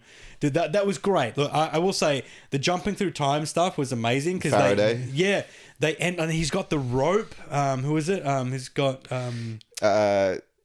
they're lowering lowering Locke down the well, and then they shift, and then the well doesn't exist anymore, so the rope's just like stuck in the thing. That was wild. I love Faraday. Faraday was a great addition to the show. Great, and he was character. Such an intense way of speaking. Miles is awesome, and the Dharma dude was his dad. Yeah, dude. And that did seem like a all right, let's connect this up because we've seen this guy on these tapes for a while now. you know, the tubes that were going is great. I don't think they could ever do a show like that again. Unless it was really, really well written and original, and it was all thought and planned out. Well, even when they start doing stuff, like they're making From now. Yeah, I haven't started that yet. I do want to see it. I watched the first 2 episodes and then forgot about it. I watched the whole of, I think, season 1 and 2, and I did enjoy it, and I'll probably get back to it and watch the rest of it. But I've already seen how many people are pissed off and annoyed at not having all of the things answered. Yeah. And I was like, the guys who did this did that. It's going to be a similar thing. Yeah. But I mean, you're probably right. I don't think they could do it again. But it's on that scale as well. Like Lost is a huge investment of your time. I don't think I can invest time in anything new unless it's been really, really on my radar. Well, it depends on who it comes from. Yeah, like this is what I mean. You got to take all that. Severance was one of those where you know, everyone was just like, you got to watch it. You got to watch it. I was like, no, I don't. And then I watched it and I was like, all right, this is phenomenal. But if everyone's saying it, like everyone was talking about Obsession, I went and saw Obsession, and I was like, yeah, okay, great, it's good. But if it's just like here's Netflix is recommending this for you, I'm like, nah. Yeah, we'll see. Yeah, nah, I'm good. And I just find so much more comfort rewatching shit that I know is good. Yes. Like my wife and I have been rewatching The In-Betweeners. Yeah, great show. Such a good show. And that show is like laughs every 10 seconds. I've been rewatching Red Dwarf. Oh, yeah. Faulty Towers, and Some Mothers Do Have Them. Some Mothers Do Have Them. That's great. I made a joke to Dean Courtney. What was it? Nah, it's gone. A Frank Spencer line? Something about Frank Spencer, but it was... that's right. It was something about... Actually, it was before when my dad was in hospital. Something about vibrators. I think we were talking about vibrators. Yeah. And I was like... Well, it is Dean, so yeah. Yeah. And then... No, it wasn't about... I remember telling Dean the joke, and I remember him laughing over the phone. But it was something... The topic of vibrators came up. I don't know why. I'm talking about vibrators, my Sri Lankan aunties and uncles and stuff in the hospital room while my dad's passing away. But it came up, and I'm like, yeah. She calls hers Frank Spencer because some mothers do have them. Very good. that was it. But I used to watch that with my mum. Faulty Towers. I actually discovered Faulty Towers before I discovered Monty Python. I don't like Monty Python. You don't? Oh, yeah. I will say that Monty Python is better in memory than it is I can imagine. Yeah. To be honest, a lot of these things are. That's the thing. It's like knowing that when you revisit some of these things, to not lose the nostalgia thing that you have, because that's mostly why we enjoyed them. Like I've been watching Gummy Bears and DuckTales and Chip and Dale Rescue Rangers and stuff like that, and some of it holds up and it's brilliant. Like this is with my son. I don't just watch TV but I'm watching some of these with my son, and like he's enjoying them and I'm enjoying him enjoying them. But then there are some things that you watch and you go like, this was at the time, this was good. Now it's but I mean, I think the greatest Disney movie ever is Sword in the Stone. Oh, right. That is an absolute... Because they don't make them like that anymore. Yeah. It's completely lost. It's completely lost now because the way they did that and like 101 Dalmatians, that type of artwork... Yeah, dude. Is just... It's beautiful. It's great. It does nothing like it. I mean, I get made fun of. My wife calls me a Disney adult, right? But I love Disney World. I've been there twice. And I want to go again. I went once, and it is the greatest thing of it. Like, I went to Disney World in Florida. Yeah, we went there. Yeah, stayed in like Kissimmee with some friends, and then we just bought the park passes. Oh, dude, it's amazing. And something about being an adult in that place where it's not just rides; it's a completely immersive experience where you feel like you're in these pictures. Look, I went when I was like 20. Right. Like me and about 6 of my friends went. We were all like 19, 20, 21. Yeah. And I think it was the best time to go because all that stuff is still 6-7 years ago. You were watching all of these shows and movies and stuff, but also you can do whatever you want. See, going as you're 20 years old, you can do whatever you want. Going as an adult as well is I would say it's fine, is because at 35 plus, you're like 95% nostalgia. Things were better when I was a kid, you know. As an adult, you skip past like your 30s where you're like, I'm too old for that. You can't go. Yeah. But in your 40s, you're like, man, this is like. I'm in a Disney movie all the time. So we went and like did Beauty and the Beast. Like you can dine at Beast's castle. Yeah. And like this French waiter, like actual French people come out and serve you like. They only have fancy French food. people in Disney World. Well, yeah. That's it. Well, we were in Disneyland Paris. Yeah. No, it was Orlando. But it was. I get made fun of because she's like, "You're such a Disney adult." I'm like, I don't know what it is about it, but because I love film so much and I love those early Disney movies. I think the first one I ever saw. Sleeping Beauty. Was Sleeping Beauty. The first one I ever saw was Sleeping Beauty, then Snow White, and I saw them both in the cinema. Yeah. I think they were the first things I ever saw in the cinema. It might actually been Snow White before Sleeping Beauty. What was the one with the three? I think it was Snow White for me too, the actually. three fairy godmothers who were like flying around, and was that Snow White? No, that was Cinderella. That was Cinderella, yeah. I think it might have been Cinderella. Okay. And then in the movies, the first one I saw was Aladdin.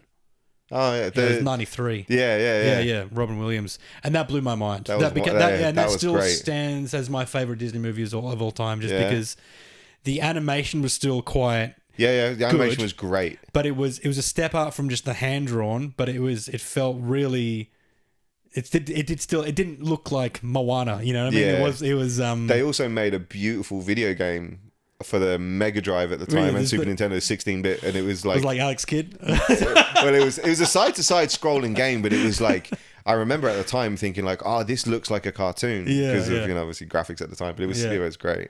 I loved it, and Aladdin was then so good. I became obsessed with well into my like teen years. I just loved Disney music, Yeah. and then when I went as an adult, I was like, I remember just thinking like there's like a Toy Story Land because they have like Hollywood studios at Disney where it's like it's all the movie things, right? Yeah. So there's like a Disney section, like a Star Wars section, which is where I got that Star Wars lightsaber from. But when you're in Star Wars, all you can see is like you're on another planet. Yeah. They don't want you to look into another Yeah. and see like Toy Story. Yeah. So then you walk around the corner, sure enough, there's Toy Story, but it's further down. But they make it so you are completely immersed in it. So in Toy Story Land, it's like you're shrunk down to the size of a toy. So the whole place is Andy's backyard. That's so cool. So all the roller coaster is Slinky, but it's been put together with like toys and stuff. Yeah, you know they what I mean? don't fuck around with Oh, those. dude, but, the like, attention to detail is insane. I mean, it would have been about 2000, I think, when I went. Yeah, I right. think it was 2000. I was 15. And yeah, was it 2000? Yeah, so I'd have been. I don't know. It would have been a bit, maybe 2002 or something. I don't know, but I think I was about 20 years old, which would have been 2002. But I remember we got in the car and we were driving through like down these like highways. And you turn off to go to Epcot, and you turn off to go to like the Magical Kingdom and stuff, and Busch Gardens. And I was just like, this is a world. I thought it was going to be like a little theme, not a little, but I thought it was going to be a theme park. Yeah. And then we get there, and it's like, oh, we went to Magical Kingdom, and we parked the car, and they're like, so how do you want to get in? Monorail, boat, boat. What the fuck? We took the monorail. It dissects the fucking hotel. Yeah, and then dude. you look down and you see people. Yeah, having breakfast. It's I was crazy. like, this is the best thing I've ever seen. Yeah, and they still have that. You can still monorail through that hotel. You can't get rid of that. Coronado, I can't remember what it's called, but it's amazing. But they've upgraded everything. But, Yeah, I can imagine. so they've upgraded things to include more present day films, right? Yeah. So when they and same with Universal Studios over there. Yeah. So Universal Studios, they've got Simpsons Land. Oh wow, that they've- would be amazing, Dude, they've got the real DeLorean from Back to the Future. They've got Jurassic Park whole area. They had the Back to the Future ride when I was there. Yeah. And that was like, I think they were talking about this is the last Yeah, year yeah. of it or whatever. It's and I been was just like, replaced with the Simpsons ride, I think. "Ooh." Oh, okay. It was Yeah. so good. Yeah. Yeah, it's great. Dude, And it was just a big screen in front of you. You sat in a car, big screen in that's front it. of you. That's Universal's thing, though. Like Yeah. Universal have that one area of their parks.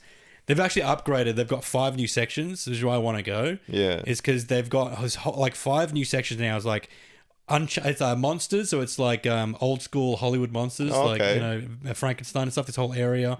They've got How to Train Your Dragon, a new Harry Potter section, fucking something else.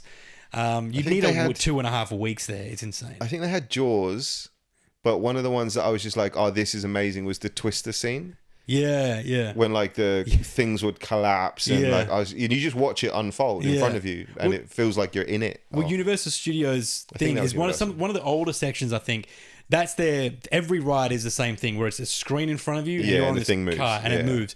But they do upgrade it so it moves around the place. Whereas Like the Men in Black one. yeah, like the Men in Yeah, Black one. yeah. Whereas Disney have like something called Rise of the Resistance, which is like the best ride I've ever been on, and it's not a roller coaster ride. It's like you've been hijacked by the First Order in Star Wars. And so it's all present day, not present day, but it's like the current film. So it's like Kylo Ren, I think. But you're on this like cruiser, on this like cargo ship, and like Admiral Akbar's like riding it. It's like an animatronic or whatever. And then you're in this cargo ship, and the doors that you walked in, which is outside, is like real world. Yeah. The same doors you walk in open again, and now you're on the fucking Death Star. That's cool. So like obviously you rotate somehow right inside, Yeah. but you don't feel it. You just feel like you're. There's a really similar. I don't know if it's still there, and I think it was the Magical Kingdom, but there was this ride where it's like a hotel, and you go in and you sit in like this old elevator thing. So you like sit down, and then you feel the thing, and then they open the shutters, and you go, oh, you look out and you go, oh, it's the whole park, and then suddenly you just get plummeted faster than gravity. It's so fucking cool. Yeah, I was like, oh my god, this is amazing. Fun fact about that is that you're not just plummeting down; it pulls you down. That's what I mean. It's faster than gravity. Like you go faster than you would drop. It was. I mean, Your balls people are were in your throat. screaming. I was like, Yeah. this is unbelievable. I took my son with me. We're driving through because it's what's the show called? That it's on that ride. Twilight Zone. Oh, okay. So the whole thing is like a Twilight Zone episode. So we're on this car and we're going through, and I'm filming it, getting ready for this drop. My wife's number comes up and like stops the recording, and I'm like, we're about to, if I can, and then as I hang up, and then it start dropping. I'm like, damn it, missed the whole. Yeah. You can't see anything on these when you film it back and watch it back anyway. Yeah. But yeah, Tower of Terror is great. This Rise of the Resistance is great, and they've got at Animal Kingdom. That was great. The other best ride I've ever been on, which is the Avatar ride.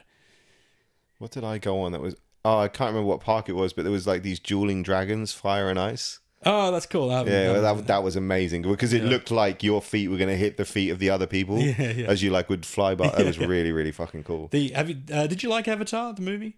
I really loved the first one, and I haven't watched the others. That's all. I just haven't. Oh no! I tried to watch the second one, and I was like, "This is a whaling movie. This is a movie about whaling." I watched the second one, but I don't remember it. I remember the first one vividly. Yeah, first one because it was great. The first one is so good. Yeah, it was. And then we had to amazing. wait like 300 years for the second one, and I think everyone was kind of over it by then. And I then don't a know. year and a half for the third one, and then that was it, or whatever it was. Probably longer than that. I'll be honest, I have a feeling if I sit down and watch the second and the third one with the right sort of like, all right, I'm ready for this, I'm sure I'll enjoy it, because that first one is fucking superb. Yeah, well, the ride is great. Like it's one of the longest waits. It's like 2 hours or something to wait, which is insane. But if you with Fast Pass, even with no, with Fast Pass, I don't even think some of the rides Fast like that Pass like an don't- hour and 50. Yeah. Some rides don't even have Fast Pass. Oh, okay. Like that one doesn't. You just gotta Just grin and bear it. You gotta get it into the park as soon as it opens. Yeah. So we did that. We were like rope dropped and went in straight away, and we got in there. It was probably about half an hour wait still. Okay, that's good. And then, but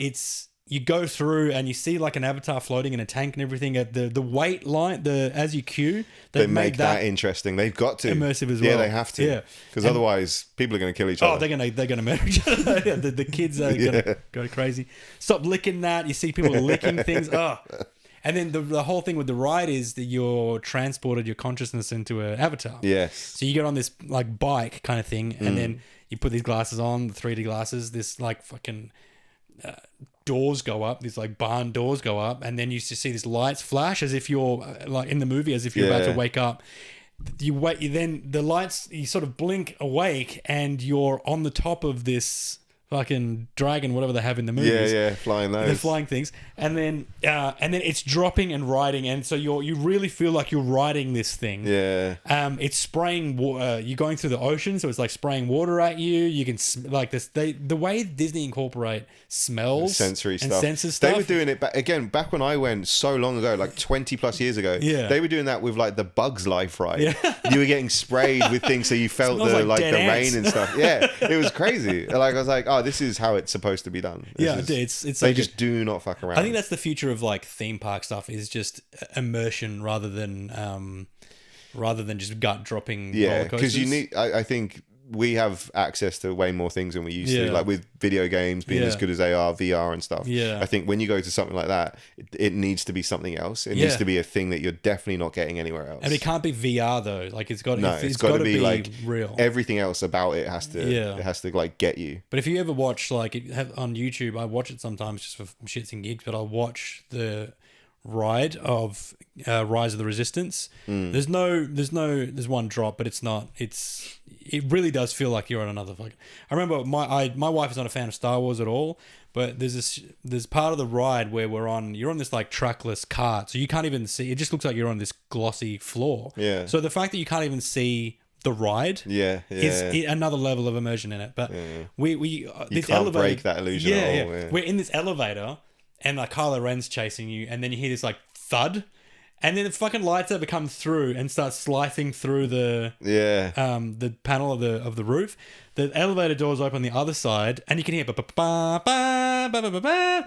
So even the fact that the music is playing, it doesn't feel like it feels like you're in the movie, not just in the world. Yeah. And then we go past these cannons are like firing, and you have to wait for the cannon to go back, and then the track goes, and then you look out the window, and there's fucking Star Wars is happening. There's like X-wings and whatever, just like firing. Amazing. And I look over my wife, and she's bawling her eyes out, like she's crying. Because she's terrified, or no, because she loves it, okay. and she doesn't care about Star Wars at all. Yeah. So she was moved to tears at just how amazing it was. Are and you how a amazing big Star Wars fan? I'm pretty. I mean, I'm not. I do. With the new ones, yeah. But again, there's so much OGs. now. Yeah. Everyone's like, gotta watch this series, that series, Yeah, this like, series, I haven't this seen series. Mandalorian, sorry everyone, but I haven't seen that. I haven't seen. I've only watched those 6 movies. Yeah. Those old 3 and then the other 3 that they made after. 2, though, just those 3, and then I watched the Obi-Wan show. I haven't seen any. I haven't seen any of the shows, and I haven't seen the. There's other movies as well, right? Isn't there like there are other movies, but I haven't seen. I haven't seen any of them. Oh, I think I saw. Yeah, I don't know. I think I will though, because I do like them. Like I watched them all and thought like these are good. I see why people are. I have a friend who's constantly telling me to watch Clone Wars. Shout out Reese. He's you got to watch Clone Wars. So like if is Clone Wars? Clone Wars is an series, animated or? one, but it's set like between the second and third movie. Yeah. It's when Anakin was like just before he goes to the dark side. Yeah. But it's set in between, certain movies. But it's same with Marvel. If you Google like what order were these released in, all over the place. You can just do it easily. Like I did that with Marvel movies, but I ended with Endgame. So with me and my son, and then I was like, I'm I'm done now. Yeah.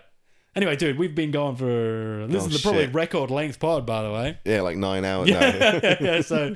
And I couldn't even, hold on. I forgot you were all there. That's the best way. Yeah. That's the best way. Yeah, this is great. Yeah, but let's do it again. Let's tee up a time and go over Lost. I reckon we should do like maybe think about doing a rewatch thing. Yeah, for sure. Rewatch thing. I would do it, hands down. The only struggle would be not watching more than one per week. Yeah.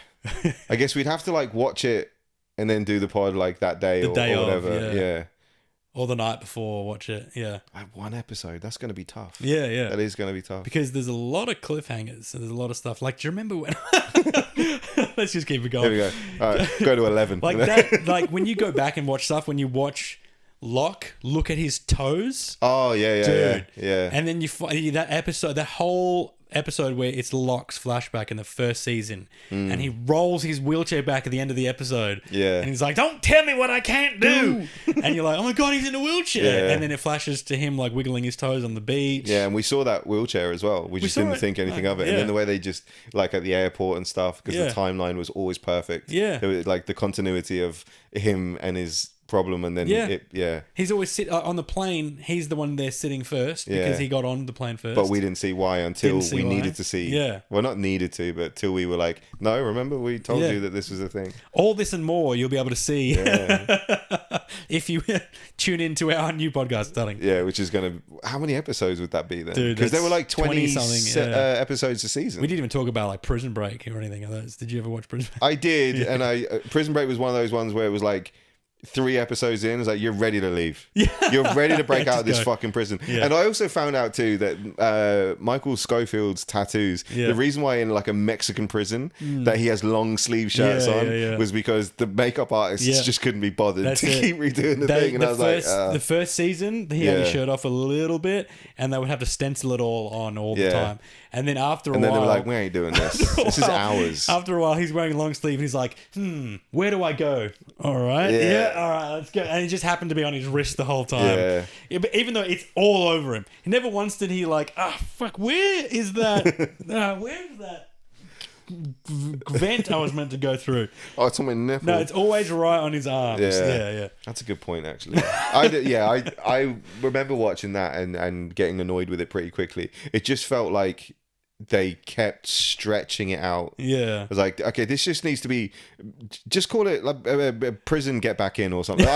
Because it was, then they planned to get back in afterwards. I know. And it's like, but God. This is the idea. This is the thing when it's a show is sold on a really good premise. Yeah. It's like, hey, this could have been a movie. You understand? This could have been, like, I get that you wanted to give us more, and we're like with characters, there's only so much you can do in a movie in an hour and a half or whatever, or 2 hours. But if you sell that show as like I got this idea for a show, and it's this brother gets himself, he's a genius building designer, what do they call architect, and he gets himself locked up in prison on purpose with a tattoo of the prison to escape to get his brother out. Yeah.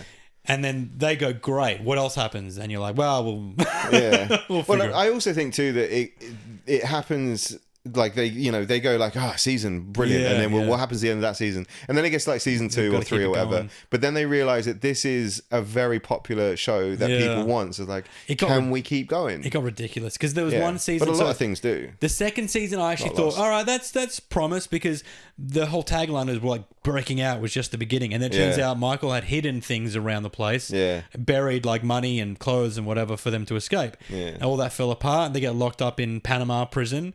Right? Apparently that was so that he could break someone out of prison. Yeah. Right? And then the next one is like, he's got to break into a prison, and then he's locked up again. What the hell is happening? Yeah. It's all, I get that it's prison, it's centralized around prison. I think they just presented an idea and then and the main character is just he's very attractive and he squints a lot. He's very so I think what do you reckon? Can we make this? And they went, all right, yeah. There is a pedophile. You got to love him. yeah. Like, really? Do you want to rethink that one? Nah. No, he loses his hand, but you still love him. You still really like him. Yeah. Like, are you sure about this? You never see him do anything, but you know that he did something. God damn it. What a terrible character that you actually eventually love because of his horrible backstory or whatever he had. He was abused as a kid or something. It was very Con Air vibes with, what's his name? C-Note? Oh, no. The guy who drinks the tea and in the kid's garden with the little girl. Oh, right. When he gets away. What was his name? Fuck. Not I haven't seen that movie not in John forever Malkovich. as well. It is. It is? Wait, is it? No, it's not. No, it's someone else. Fuck. Yeah, I can't remember. I haven't seen that movie in like 20 years. Yeah. I used to really like that movie too. Just mindless nonsense. I just watched Shawshank again the other day. Yeah, I mean, you can watch that anytime. All the time. Anytime. I love it. I forgot how good it was because I hadn't seen it since I was young. Do you like, I'll end it on this, right? I'll end it on this because we're talking about guilty pleasures and things that like, I think that I just like them more than the average sort of person. And I put it right up there as like one of the great films. But Curious Case of Benjamin Button. I fucking love that film. I do. I liked it. I thought it kept me watching the whole time. I've watched it like 5 times. I think it's fucking brilliant. I do. I think my actual guilty pleasure is probably, and it's not even that guilty again. I don't give a shit. I'm 41 years old, but is the Greatest Showman. I haven't seen that. I fucking loved it. Hugh Jackman. Yeah, Jackman. Yeah. And he plays like a very nice version of a real character, P.T. Barnum, who was like a guy, a circus, like a ringleader. Okay. For like a freak show for back in the day. Right. Or it was like the hairy, the bearded lady and those kind of freak show kind of people. Anyway, the real guy apparently really exploited these people and took advantage of them and took their money and stuff. And they made like a Hugh Jackman friendly version where he's like this lovely singing fella who dances. I loved it. I thought like some of the songs are beautiful, like move you to tears, kind of beautiful. Like Nicole Kidman too. Is that no? right? Thank God I can't stand Nicole. Is she not in that? I thought she was in that. No, I can't. I don't. I probably wouldn't have watched it. I can't stand wow. Nicole. Yeah, it's probably one of my bigger one of my more hot takes. I'm like, I can't stand it. I can't watch anything she's in. Oh wow. Yeah, I don't know why. Anyway, sweet. Wrapping up again. Thank you again for joining me, brother. And Have you seen? Thank you. That was fun. I really enjoyed that. That was awesome. Yeah, that was good. Record length one as well. Thanks for listening into our private conversation. Yeah, I don't know why you would, but cool. Thank you. And then see us for the Lost rewatch. And watch Lost along with us. If you haven't, it'd be a good time to start now when we do. Cool. Peace. See you next week.